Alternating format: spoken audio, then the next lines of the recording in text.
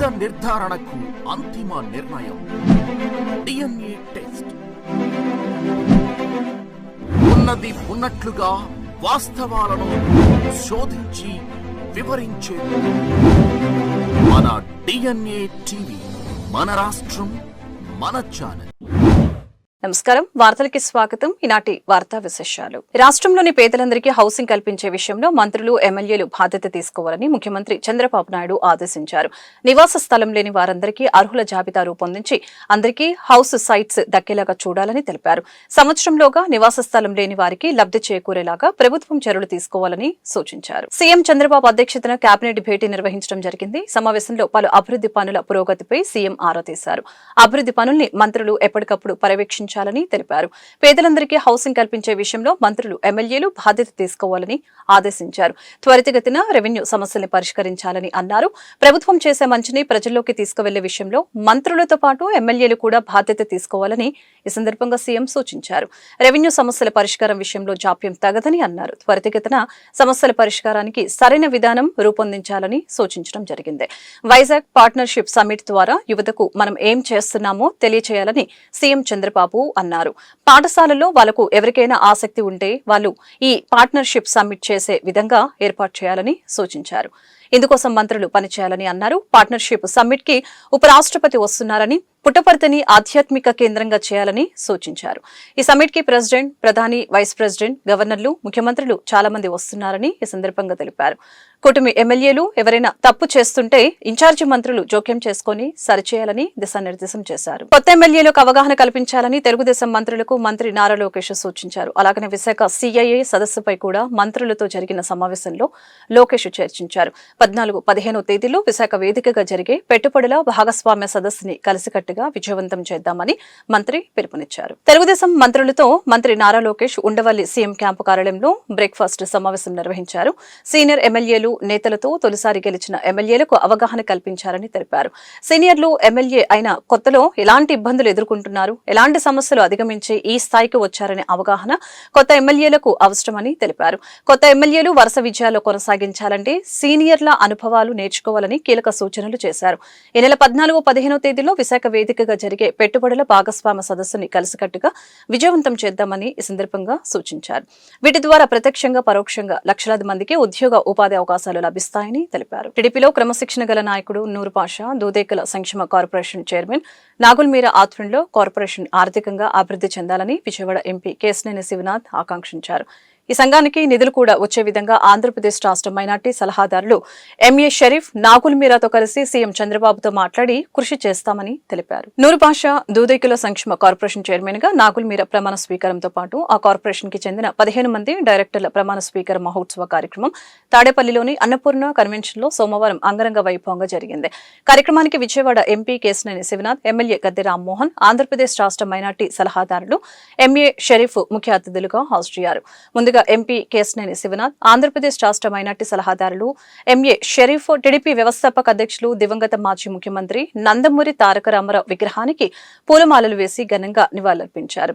అనంతరం నూరు పాషా దూదేకుల సంక్షేమ corporation joint managing director Bhimashankarrao ఆధ్వర్యంలో కె నాగుల్ మీరా, నూరు పాషా దూదేకుల సంక్షేమ కార్పొరేషన్ చైర్మన్ ప్రమాణ స్వీకారం చేసి పదవి బాధ్యతలు చేపట్టారు. ఈ సందర్భంగా నాగుల్ మీరాకు ఎంపీ కేశినేని శివనాథ్, ఆంధ్రప్రదేశ్ రాష్ట్ర మైనార్టీ సలహాదారులు ఎంఏ షరీఫ్ పుష్పగుచ్చం అందచేసి సాల్వతో సత్కరించి అభినందనలు తెలియజేశారు. అలాగనే కార్పొరేషన్ డైరెక్టర్లకు కూడా ఎంపీ కేశినేని శివనాథ్ అభినందనలు తెలుపుతూ సన్మానించారు.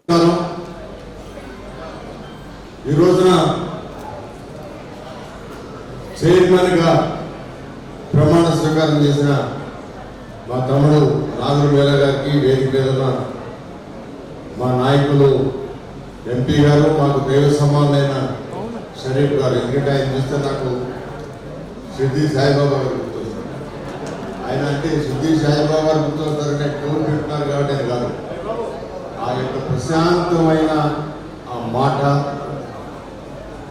సందర్భాన్ని బట్టి ఆ అల్లా ఏ విధంగా నడిపిస్తే ఆ విధంగా నడుస్తానని చెప్పి పండుగలు వస్తే కార్పొరేషన్ డైరెక్టర్లకి అందరికీ కూడా కంగ్రాచులేషన్స్. ఇక వేదిక మీద ముఖ్య అతిథిగా వచ్చిన షరీఫ్ గారి గురించి ఎంత చెప్పినా కూడా తక్కువగా చేసి చెప్పినట్టు. ముస్లిం సమాజమే కాదు, ఇవాళ ఆంధ్రప్రదేశ్ రాష్ట్రం అంతా అభిమానించే నాయకుడు షరీఫ్ గారు. ఇవాళ అమరావతి ప్రాంతం అమరావతి రాజధానిగా నిలబడ్డానంటే ఆ రోజు షరీఫ్ గారు కౌన్సిల్లో మిగతా తెలుగుదేశం ఎమ్మెల్సీలతో పాటు చేసిన పోరాట ఫలితమే ఇవాళ మన కళల రాజధాని అమరావతి. అటువంటి గొప్ప వ్యక్తి, విలువలున్న వ్యక్తి, క్రమశిక్షణ గల తెలుగుదేశం పార్టీలో నాయకులు, అటువంటి వారిని ఇప్పుడు వచ్చిన మనం, లేకపోతే కొత్తగా తెలుగుదేశం పార్టీలో వచ్చే వాళ్ళందరూ కూడా ఆయన అడుగుజాడలో నిలవాలని నేను కోరుకుంటున్నాను. ఎందుకంటే ఆ రోజు ఆయన గనక ఏ చిన్న ఇబ్బందిగా ఫీల్ అయినా ఇవాళ అమరావతి అనేది మనకు ఉండేదే కాదు. కాబట్టి ఇటువంటి వ్యక్తుల్ని మనం ఆదర్శంగా తీసుకోవాలని కోరుకుంటున్నాం. కొత్తగా వచ్చిన నాయకులు, కార్యకర్తలు కూడా ఆయన చూసి తప్పకుండా ఆయన అడుగుజాడలో ఉండాలి. ఇక మా గురువు గారు, ముద్దుగల గురువు గారిని తెలుసుకుంటా ఉంటా. నా కుటుంబంతో ఆయన కుటుంబానికి 30 సంవత్సరాల నుంచి ఉన్న అనుబంధం, నా రాజకీయ ప్రస్థానంలో నా తొలి అడుగు నుంచి ఆయన నన్ను దగ్గరుండి నడిపించిన వ్యక్తి, నన్ను ఇవాళ ఈ విధంగా రావడంలో ముఖ్య భూమిక పోషించిన వ్యక్తి మా నాగుల్ మీరా గారు. అటువంటి వ్యక్తి ఎప్పుడూ కూడా జీఎస్టీ మోసాలపై ఫిర్యాదుల్ని టోల్ ఫ్రీ నెంబర్ 1915 ద్వారా తెలియచేయవచ్చని 17 భాషల్లో ఈ అవకాశం ఉందని వాణిజ్య పన్నుల శాఖ అధికారులు ఓ ప్రకటనలో తెలిపారు. పోర్టల్ యూజర్ ఐడి, పాస్వర్డ్ సృష్టించుకుని ఫిర్యాదు నమోదు చేసే అవకాశం ఉందని, ఇందులో వినియోగదారులు తమ ఫిర్యాదులకు సంబంధించిన పత్రాలను కూడా అప్లోడ్ చేయవచ్చని తెలిపారు. 8800011915 నెంబర్కి SMS పంపిస్తే వినియోగదారుల్ని హెల్ప్ లైన్ ద్వారా వారు సంప్రదిస్తారని అన్నారు. ఇదే నెంబర్కి వాట్సాప్ ద్వారా కూడా సమాచారం పంపించవచ్చని అన్నారు. ఉమంగ్ యాప్, NCH యాప్ ద్వారా ఫిర్యాదులు చేయవచ్చని తెలిపారు.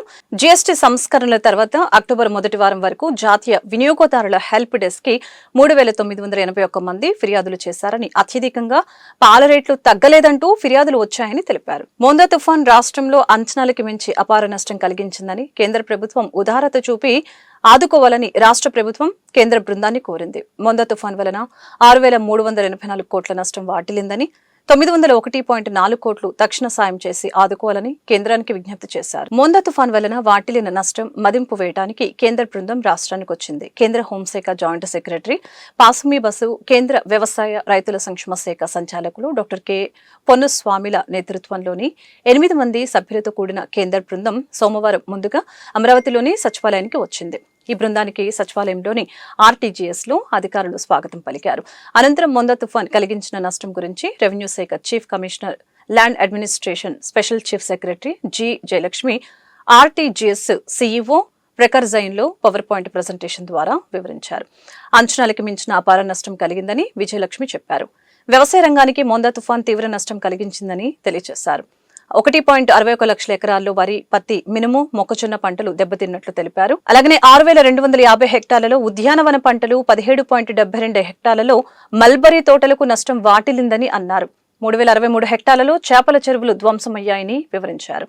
R&B శాఖకు సంబంధించి 4794 కిలోమీటర్ల రోడ్లు, 311 వంతెనలు, కల్వర్టులు దెబ్బతిన్నట్లు తెలియజేశారు. జల వనరుల శాఖకు సంబంధించి 3437 మైనర్ ఇరిగేషన్ పనులు, 2417 మేజర్ మరియు మీడియం ఇరిగేషన్ ప్రాజెక్టులకి నష్టం వాటిల్లిందని అన్నారు.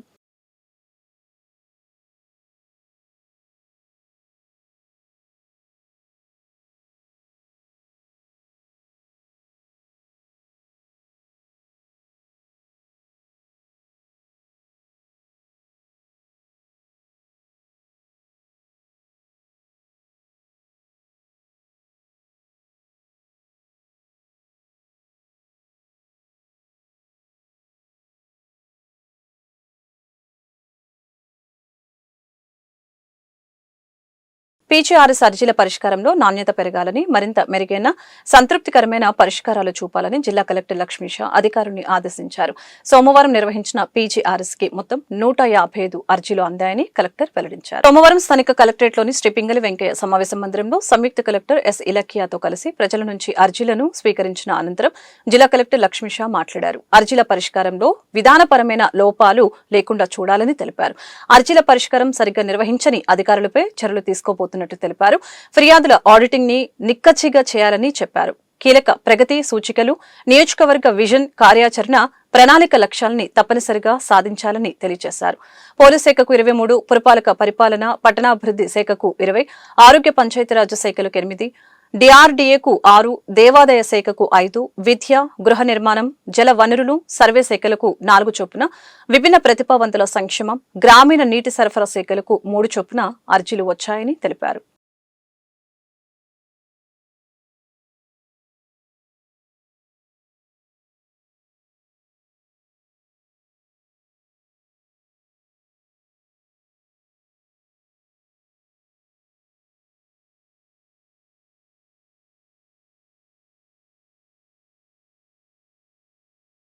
కూటమి ప్రభుత్వం అధికారంలోకి వచ్చాక సమాజంలోని పేద వర్గాలకు, చిన్న వ్యాపారులకి పూర్వ వైభవం వచ్చిందని సెంట్రల్ ఎమ్మెల్యే బోండా ఉమామేశ్వరరావు వెల్లడించారు.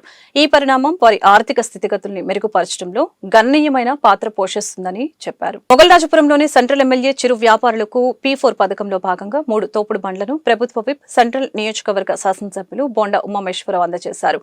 ఈ సందర్భంగా బోండా ఉమా మాట్లాడుతూ ముఖ్యమంత్రి చంద్రబాబు నాయుడు ఇచ్చిన పిలుపు మేరకు P4 అనే ప్రత్యేక కార్యక్రమం ద్వారా వ్యాపారస్తులు, పారిశ్రామికవేత్తలు, కాంట్రాక్టర్ల వంటి ఉన్నత వర్గాల వారిని మార్గదర్శకులుగా నియమించి ఆర్థికంగా వెనుకబడిన కుటుంబాలకు సహాయం అందించే కార్యక్రమాన్ని చేపట్టామని తెలిపారు. నియోజకవర్గ శాసనసభ్యునిగా తన సొంత నిధులతో వ్యక్తిగత చొరవతో సహాయ సహకారాలు అందిస్తున్నామని తెలిపారు. అందులో భాగంగా 24 డివిజన్ కస్తూర్బాయిపేట, వైదుర్గ, దమరల నరసమ్మ, జోగు కవితలకు తోపుడు బండ్లు పంపిణీ చేస్తున్నామని తెలిపారు.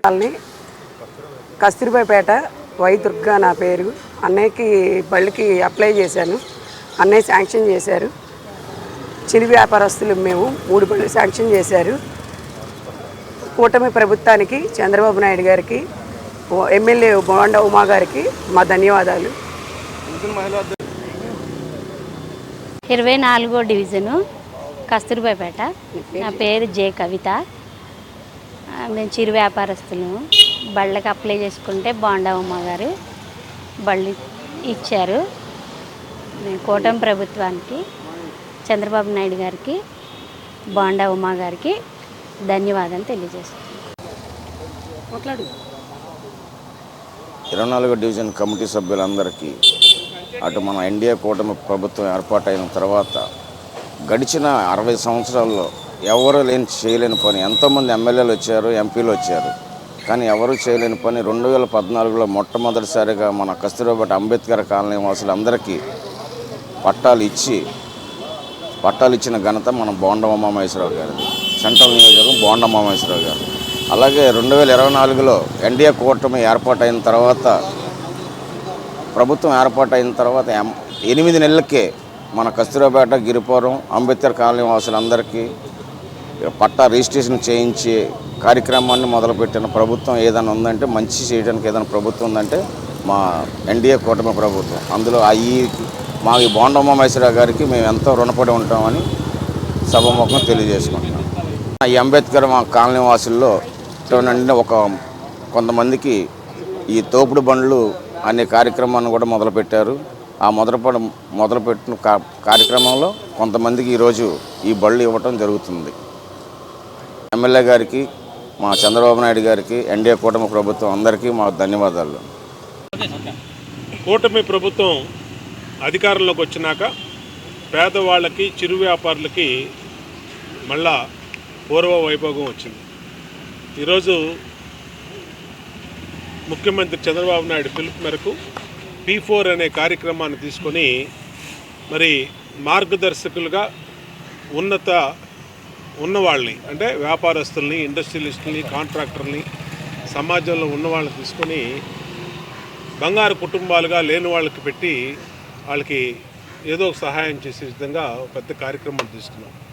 అట్లాగే మా సొంతగా మేము శాసనసభ్యుడిగా 9 డివిజన్లు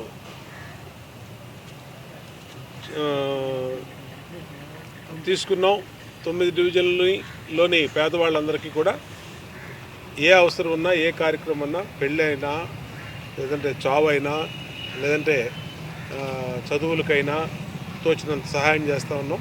ముఖ్యంగా చిరు వ్యాపారులకి తోపుడు బళ్ళు ఉచితంగా ఇచ్చి వాళ్ళకి బ్యాంకు లోను 15,000 రూపాయలు ఎటువంటి గ్యారంటీ లేకుండా ఆధార్ కార్డు మీద 15,000 లోను, 15,000 కట్టేస్తే మళ్ళీ 25,000, మళ్ళీ 50,000 కూడా ఇచ్చే విధంగా వాళ్ళకి కాల్ మనీ కానీ అధిక వడ్డీలు బారిన పడకుండా వాళ్ళకి అండగా ఉంటా ఉన్నాం. అట్లాగే వాళ్ళకి జోన్లు పెట్టి వాళ్ళకి ఆ జోన్లో వ్యాపారం చేసుకునే దానికి సదుపాయం కల్పిస్తూ ఉన్నాం. అంతేకాకుండా వాళ్ళకి లైసెన్సులు కూడా ఇస్తూ ఉన్నాం స్ట్రీట్ వెండర్స్కి. అన్ని రకాలుగా పేదవాళ్ళకి, చిరు వ్యాపారులకు అండగా ఉండే విధంగా ఇస్తూ ఉన్నాం. ఇప్పటికీ నేను శాసనసభ్యుడైనాక దాదాపు 300 బళ్ళు, టిఫిన్ బళ్ళు కానీ, ఇస్త్రీ బళ్ళు, రజకు సోదరులకి, అలాగే తోపుడు బళ్ళు అన్నీ ఇవ్వటం జరిగింది. ఇది ఒక నిరంతర ప్రక్రియ. ఈరోజు 24వ డివిజన్లో మరి మా పార్టీ నాయకులు మరి అప్పారావు కానీ, కృష్ణ కానీ, మా రమణ కానీ. కోడూరు నియోజకవర్గం టీడీపీ నేత వేమన సతీష్ ఎంపీ గరికపాటి రామ్మోహన్లు ఎమ్మెల్యే సీటు ఇప్పిస్తానని 7 కోట్లు తీసుకుని మోసం చేశారని తమిళపాటి సుధా మాధవి ఆరోపణలు చేశారు. తామిచ్చిన డబ్బుతో ఆస్తులు కొనుక్కున్నారని వెల్లడించారు. డబ్బులు తిరిగి ఇవ్వమని అడిగితే కిడ్నాప్ చేసి చంపాలని చూశారని, కిడ్నాప్ చేసి చిత్రహింసలకి గురి చేశారని చెప్పారు. ముఖ్యమంత్రి నారా చంద్రబాబు నాయుడు, ఉప ముఖ్యమంత్రి పవన్ కళ్యాణ్, మంత్రి లోకేష్ న్యాయం చేయాలని ఆమె విజ్ఞప్తి చేశారు. రైల్వే కోడూరు నియోజకవర్గానికి చెందిన టీడీపీ కార్యకర్త తమిళపాటి సుధా మాధవి మురళీకృష్ణ గత ఎన్నికల్లో టీడీపీ నేత వేమన సతీష్ మోసం చేశాడని సోమవారం గాంధీనగర్ ప్రెస్ క్లబ్ లో మీడియా సమావేశం నిర్వహించారు. ఈ సందర్భంగా వారు మాట్లాడారు. గత ఎన్నికల్లో ఎమ్మెల్యే టికెట్ ఇప్పిస్తానని 7 కోట్లు తీసుకుని వేమన సతీష్ తమని మోసం చేశారని, డబ్బులు అడిగితే కిడ్నాప్ చేసి చిత్రహింసలకి గురి చేశారని అన్నారు. తమ పూర్వీకులు సంపాదించిన ఆస్తుల్ని అమ్మి 6.5 కోట్ల రూపాయలు నగదు రూపంలో ఇచ్చామని, 50 లక్షల రూపాయలు బ్యాంకు ద్వారా చెల్లించామని చెప్పారు. తమను మోసం చేశారని గుర్తించి జై భీమరావు పార్టీ తరపున నామినేషన్ వేశానని, అందుకు తమను మానసికంగా వేధింపులకి గురి చేశారని తెలియజేశారు. ఒక్కసారి మాత్రమే నామినేషన్ వేశారని, ఆ తర్వాత విరమించుకున్నానని చెప్పారు. ఆ తర్వాత టీడీపీ కోసం కష్టపడి పనిచేసి ఎమ్మెల్యే సీటును గెలిపించుకున్నామని అన్నారు. తమకు జరిగిన అన్యాయం గుర్తించి ముఖ్యమంత్రి చంద్రబాబు నాయుడు, ఉప ముఖ్యమంత్రి పవన్ కళ్యాణ్, మంత్రి లోకేష్ తమకు న్యాయం చేయాలని కోరారు. సార్, మాకు అన్యాయం జరిగింది, మాకు న్యాయం చేయండి. వేమన సతీష్ గారు మా దగ్గర 7 కోట్లు డబ్బులు తీసుకొని టికెట్ ఇప్పిస్తానని చెప్పి మమ్మల్ని మోసం చేసి మా కాడ 7 కోట్లు డబ్బులు ఇప్పించుకున్నారు సార్. దానికి ప్రూఫ్లు మీ కాడ ఏమున్నాయి? అందరూ ఎవరైనా ఇప్పించుకుంటారు సెలబ్రిటీ. ఇది ఎవరు సార్? మా ఇంటి ఆయన సార్. ఇక్కడ వచ్చి మా ఇంటి ఆయన సార్. మా ఇంటి ఆయన పక్కన కూర్చోండేది సతీష్ గారు సార్. ఆ సార్ పక్కన కూర్చోండేది చూడండి సార్, అందరికీ తెలుసు, ఎంపీ గరికపాటి రామకృష్ణ సార్ గారు. చూడండి సార్, మేము ప్రూఫ్లు లేనిది అనవసరంగా ఏది మాట్లాడము సార్. మమ్మల్ని నమ్మించి మోసం చేసి ప్రతి ఒక్కటి మమ్మల్ని ఇక్కడంతా తిప్పి ఈ సార్ గారు వచ్చి చంద్రబాబు నాయుడు సార్ గారికి ఎస్కర్తో సంథింగ్ చూడండి సార్, మధు సార్, మాకు తెలుసా సార్ వీళ్ళు? చూడండి సార్, మమ్మల్ని ఎంతగా మోసం చేస్తున్నారో మీరే చూడండి సార్. మీరే చూసి మాకు న్యాయం చేయండి సార్. ప్రతి ఒక్కటి మమ్మల్ని ఎంతగా నమ్మించి మా దగ్గర 7 కోట్ల డబ్బులు తీసుకున్నాక ఎంత మమ్మల్ని ఇచ్చేసినారో చూడండి. మమ్మల్ని తర్వాత ఎంత చిత్రహింస పెట్టారో అది కూడా పక్కా ప్రూఫ్లతో చూపిస్తాము. చూడండి, ఇక్కడ ఎవరు సార్? మా ఇంటి ఆయన సార్. ఇంకా మా ఇంటి దగ్గర తీసుకెళ్ళారు సార్ వేమన సతీష్ గారు. ఇక్కడ కూడా మా ఇంటి ఆయన సార్. మధ్యలో సార్ ఉన్నారు చూడండి సార్. ఈ పక్క వేమన సతీష్ గారు ఉన్నారు చూడండి సార్. ఇంకా నమ్మరా సార్? ఇవ్వరా సార్? చూడండి సార్, చూడండి, బాగా చూడండి. ఒక ఆడకూతుర్ని తప్పుగా మాట్లాడడం కాదు సార్. ఆడకూతురు రోడ్డు మీదకి వచ్చిందంటే ఆ బిడ్డకి ఎంత అన్యాయం జరిగింటే రోడ్డు మీదకి వచ్చి మాట్లాడుతుంది. ముఖ్యమంత్రి సహాయ నిధి అనేది కేవలం ఆర్థిక సహాయం మాత్రమే కాదని అది ప్రజలకు ఆపదలు ఉన్నప్పుడు అండగా నిలిచే ఒక భరోసా అని సెంట్రల్ ఎమ్మెల్యే బోండా ఉమామేశ్వరరావు వెల్లడించారు. సోమవారం ఎమ్మెల్యే క్యాంపు కార్యాలయంలో సీఎం సహాయ నిధి చెక్కులు పంపిణీ చేశారు. బావాజీపేటకు చెందిన 16 మందికి 14,31,254 రూపాయలు విలువ చేసే చెక్కులను అందజేశారు. అర్హులైన ప్రతి ఒక్కరికి సకాలంలో సహాయం అందేలా చూస్తున్నామని, ఇది ప్రజల పట్ల ప్రభుత్వానికి ఉన్న బాధ్యతను తెలియజేస్తుందని తెలిపారు. ఈ ప్రక్రియ నిరంతరం కొనసాగుతుందని, అర్హులైన అందరూ ఈ పథకాన్ని ఉపయోగించుకోవాలని అన్నారు. రాష్ట్రంలో క్రీడా కోచ్ల పరిస్థితి అధ్వానంగా ఉందని, కోచ్లు కరువే ఉన్నారని డీవైఎఫ్ఐ రాష్ట్ర కార్యదర్శి జి రామన్న తెలిపారు. ఆంధ్రప్రదేశ్ డీవైఎఫ్ఐ రాష్ట్ర కమిటీ ఆధ్వర్యంలో విజయవాడ బాలోత్సవ భవన్లో క్రీడలపై చర్చిద్దాం అనే అంశంపై రౌండ్ టేబుల్ సమావేశం నిర్వహించారు. సమావేశంలో ఆయన మాట్లాడుతూ క్రీడా మైదానాలు లేక క్రీడాకారులు ఆటలకు దూరం అవుతున్న పరిస్థితి నెలకొందని అన్నారు. యువత ఆడుకోవడానికి ఆట స్థలాలు లేక మద్యం, డ్రగ్స్ కి బానిసలయ్యే పరిస్థితి ఉందని చెప్పారు. రాష్ట్ర ప్రభుత్వం క్రీడా పాలసీలు ప్రకటిస్తున్నా ఆ పాలసీ అమలులో చాలా లోపాలు ఉన్నాయని తెలిపారు. కనీసం అవుట్ సోర్సింగ్ కోర్సులకి నెలకు జీతం కూడా ఇవ్వట్లేదని చెప్పారు. పే అండ్ ప్లే పేరు పెట్టి ప్రైవేట్ వారికి అప్పచెప్పడానికి చూస్తున్నారని, దీన్ని తీవ్రంగా వ్యతిరేకిస్తున్నట్లు తెలిపారు. నమస్కారం అండి, నా పేరు జి రామన్న, డివైఎఫ్ఐ రాష్ట్ర కార్యదర్శి. ఈరోజు భారత ప్రజాతంత్ర జీవన సమైక్య డివైఎఫ్ఐ రాష్ట్ర కమిటీ ఆధ్వర్యంలో మహిళా క్రికెట్ జట్టు ఏదైతే విజయం సాధించిందో అదంతా దేశమంతా గర్వించదగ్గ విజయం సాధించిందని చెప్పి వారందరినీ అభినందిస్తూ, అట్లాగే రాష్ట్రంలో కూడా క్రీడాభివృద్ధి మీద ఒక డిస్కషన్ జరగాలనేటువంటిది ఈరోజు చర్చగోష్ఠి పెట్టాము. ముఖ్యంగా రాష్ట్రంలో ఈరోజు కోచ్లు పరిస్థితి అధ్వానంగా ఉంది, కోచ్లు కరువై ఉన్నారు. అట్లాగే ప్లే గ్రౌండ్ లేక ఈరోజు ఆటలకు దూరం అవుతున్న పరిస్థితి వచ్చింది. ముఖ్యంగా యువత ఈరోజు ఆడుకోవడానికి ఆట స్థలాలు లేక డ్రగ్స్ వైపు, మద్యం వైపు ఈరోజు బానిస అయ్యే పరిస్థితి నెలకొల్పే పరిస్థితి ఉంది. ఇప్పటికైనా రాష్ట్ర ప్రభుత్వం ఈరోజు క్రీడా పాలసీని ప్రకటిస్తున్నా పాలసీ అమల్లో చాలా లోపాలు ఉన్నాయి. అట్లాగే నిధులు ఏదైతే బడ్జెట్ ఇస్తున్నారో ఈరోజు శాప్కి సంబంధించిన దాంట్లో చాలా అధ్వానంగా ఉన్నాయి. కనీసం అవుట్ సోర్సింగ్ కోచ్లకు సరైన నెలకోసారి జీతం ఇచ్చే పరిస్థితి కూడా లేని పరిస్థితి ఉంది. ఈరోజు మొత్తం ప్లే గ్రౌండ్ అన్నింటిని కూడా ఈరోజు పే అండ్ ప్లే పేరు పెట్టి ప్రైవేట్ వాళ్ళకి అప్పచెప్పడానికి ప్రయత్నం జరుగుతుంది. దీన్ని మేము తీవ్రంగా వ్యతిరేకిస్తున్నాం. క్రీడ అనేటువంటిది వ్యాపార రంగం కాదనేటువంటిది ఈ సందర్భంగా తెలియజేస్తూ, మహిళలు ఈరోజు సాధించిన విజయం మొత్తం దేశమంతా కూడా ఒక రకమైన సాంఘిక విజయం. మహిళల మీద వివక్ష జరుగుతున్న నేపథ్యంలో మహిళలు దేంట్లోనూ తక్కువ కాదనేటువంటిది దేశం గర్వించదగ్గ విజయం సాధించారు. వారందరినీ మనస్ఫూర్తిగా అభినందిస్తూ, రాబోయే రోజుల్లో కూడా క్రీడారంగ అభివృద్ధి కోసం డివైఎఫ్ఐ కంకణం బద్దలు కట్టుకొని తప్పనిసరిగా పెద్ద ఎత్తున పోరాడుతుంది. అట్లాగే దీని మీద కృషి. ఈ వార్తలు ఇంతటితో సమాప్తం. మరొక బులెటిన్లో మళ్ళీ కలుద్దాం. నమస్కారం.